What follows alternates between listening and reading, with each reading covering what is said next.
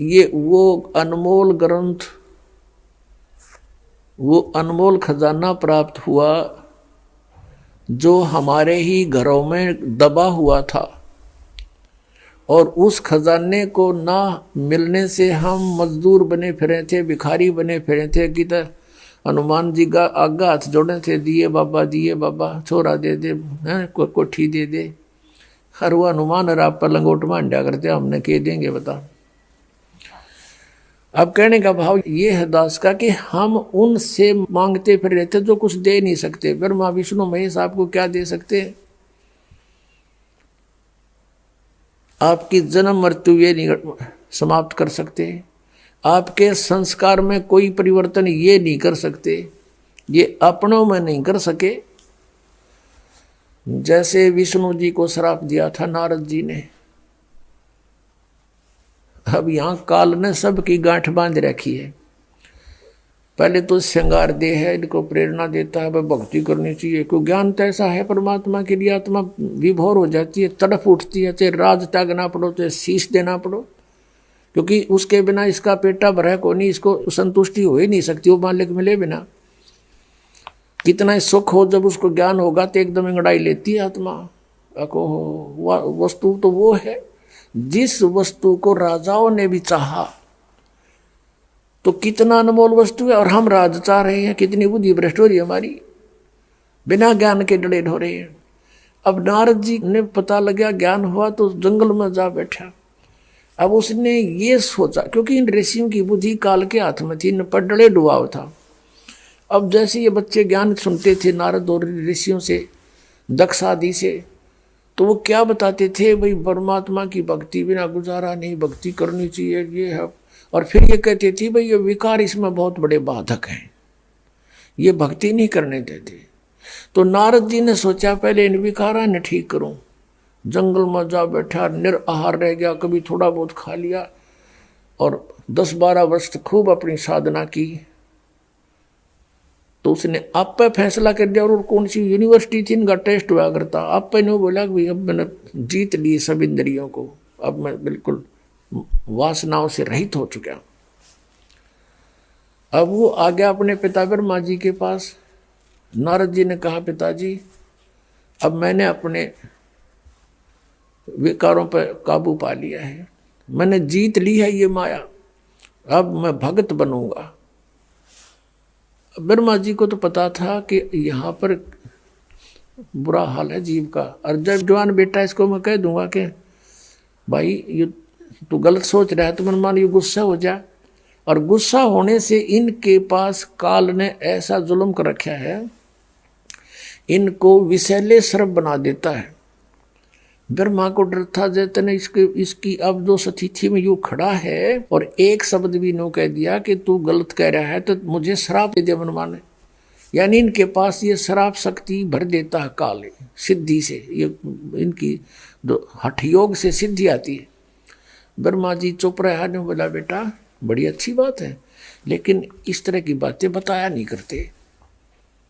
अब वो कह तनु था, वो कितने कह देगा विष्णु जी या जी किसी के पास, फिर वो इसकी देही तोड़ेंगे, यानी इसकी वीरान मट्टी कर देंगे। उसने कहा, बेटा ठीक है, तू ऐसा करना, कहीं जिक्र ना करना।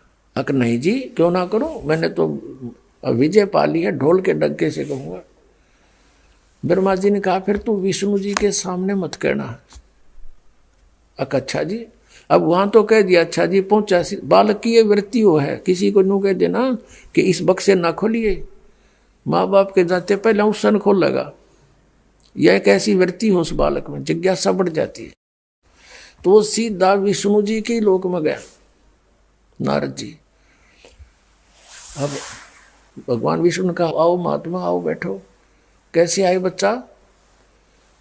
अब जी मैं साधना करके आया हूँ। कहा मुझे पता चला था भक्ति करने गए हुए। हाँ जी, और बहुत अच्छा, आपने क्या उपलब्धि की? कि सब विकारों को, सब वासनाओं को, माया को मैंने जीत लिया है, अब मैं मार नहीं खाऊंगा। अब विष्णु जी ने कहा, भी ठीक है, बड़ी अच्छी बात बेटा, साधु संत का प्रथम करते हो तो यही होता है, इसमें विकारों पर विजय पा। अब जब तो नारद जी तो कह गया, रिमोट काल के हाथ में विष्णु रखा। फिर पाछे तक काल ना प्रेरणा कर दी, उसको इस चिंता बनी रहती है कि अगर ये ब्रह्मचारी पद में पहुंचने लगे सारी, और बाले बच्चे कौन पैदा करेगा, मैं खाऊंगा कि। तो इसने विष्णु में बर्दी फूक कि इसको तो अभिमान हो गया, चल इसको अभी ठीक करता हूँ। विष्णु जी ने काल प्रेरणा से एक मायावी नगरी रच दी अपनी सिद्धि तय।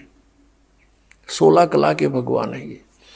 और वहां पर एक राजा का स्वयंवर रच दिया, राजा की लड़की का स्वयंवर। दूर दूर से देश के नौजवान बच्चे आए हुए थे शादी करने के लिए। स्वयंवर का अर्थ होता था कि लड़की स्वयं अपना पति चुना करती थी अपने पसंद का। माँ बाप के सिर से उलाहना उठ जाता था कि ऐसा ढूंढा, वो खत्म हो जाती थी इस तरह की समस्या। अब नारद जी उसी नगरी से गुजरा, और ब्याह के गीत बहुत बूढ़े हो हैं, आम आदमी में प्रेरणा हो जाए। सारे श्रृंगार कर औरतें गाने गा रही हैं, बहुत सुंदर नगर सजा रखा है। नारद जी ने पूछा भी क्या हो रहा है। वहां बताया नागरिकों ने कि भाई यहाँ एक राजा की लड़की बहुत सुंदर है, अप्सरा आई है समझो, ऐसी है, और उसका विवाह हो रहा है। अब नारद जी का भी उठी अंगड़ाई, उसने सोचा रहे ब्याह भी करवा के देख लिया कि बूढ़ी बात से पिताजी ने करवा रखा, चाचा जी ने करवा रखा, छोटे चाचा जी ने करवा रखा, क्या फर्क पड़े है। पिताजी ब्रह्मा जी, चाचा इसका विष्णु जी, छोटा चाचा शंकर जी, सारे विवाह कराए बैठे। तो इस प्रेरणा से वो भूल भाल गया अपने उद्देश्य ने। फिर उसने सोचा यार लड़की मुझे पसंद कैसे करेगी, इतना लंबा चोटा कचकोल कटा रखा। तो उसने सोचा भी तू भगवान से, विष्णु जी से उनका रूप मांग ले, बहुत सुंदर है भगवान। तो वो जा करके एक बनी में बाहर अर्ज करी, भगवान विष्णु प्रकट हो गए। कहा भी बेटा कैसे याद किया,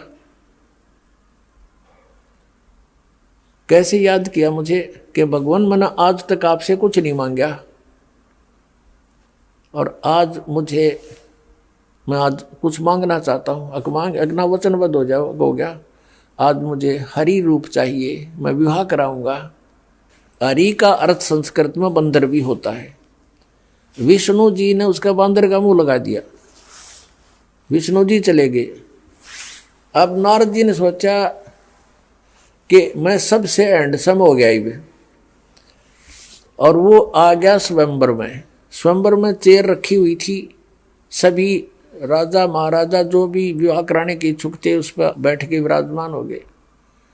अब नारद जी भी बैठ गया जच के कुर्सी पे। अब वह लड़की आई माला लेकर, वरमाला। अब जो ही वो नारद के पास आई तो कति सोच लिया था आते बनेगा काम। अब वो लड़की उसे आगे गुजर गई, आगे निकल गई। उसने सोचा लड़की का ध्यान नहीं पड़ा दिखे। अब वहां से उठ के खाली कुर्सी और थी, वहां जा बैठा, अकीब इधर से आओगी जब दिखूंगा। अब वो उसके पास से फिर आगे गुजर गई, थोड़ी सी पीछे हो केवल के अकुआ सकल ढूंढ लागे गधे मार दे दूर रखे। तो जब वो आगे चली गई तो बहुत सोचने लगा क्या बात होगी।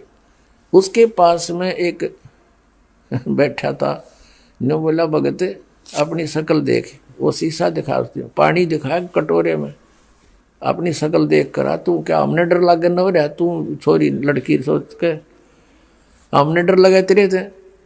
जब उसने देखा तसला अपने जल में सूरत, वो तेरा गजब हो। इतने में क्या हुआ कि विष्णु जी आ गए, खाली चेयर पर बैठ गए। उस लड़की ने विष्णु जी का वरमाला डाल दी। अब नारद जी की तो 100 पे सुई गई, एकदम क्रोधित हो गया, 100 गाली सुना दी विष्णु के, तू छलिया है, छल कपटी है, तू किसी को सुखी देख कर नहीं प्रसन्न होता, तो किसी को बसता देख कर खुश नहीं है। और श्राप दे दिया कि तूने जो मुझे बंदर का मुंह लगा है, और तू सारी उम्र अपनी पत्नी की, आज मैं एक औरत के वियोग में दुखी हूं, तू सारी उम्र सारा जीवन एक अपनी औरत के वियोग में गुजारेगा, व्यतीत करेगा। अपने आत्माओं, नारद जी पहले तो सिंगर का गया था मैं विषय विकारों पर काबू पाऊंगा, और फिर उन विषय विकारों का आगे घुटने टेक दिए, नतमस्तक हो गया, ब्याह करवाऊंगा। और फिर विष्णु जी को श्राप दे दिया। वो विष्णु जी उस श्राप को आप नहीं समाप्त कर सके, भोगना पड़ा नारद जी के श्राप। ये 3 ताप होते हैं। इन 3 तापों में से किसी एक ये भी है कि कोई श्राप दे दे, कोई जंतर मंतर कर दे, कोई गाल दे, कोई अन्य प्रेत आत्माओं को किसी में डाल दे, तो उनको भी ये भगवान 3 ताप का नाश भी नहीं कर सकते। और कबीर परमेश्वर है, वो 3 ताप का नाश भी कर सकता है। आपके ऊपर कोई व्याधा किसी प्रकार की उसको पूर्ण रूपेण समाप्त कर सकता है।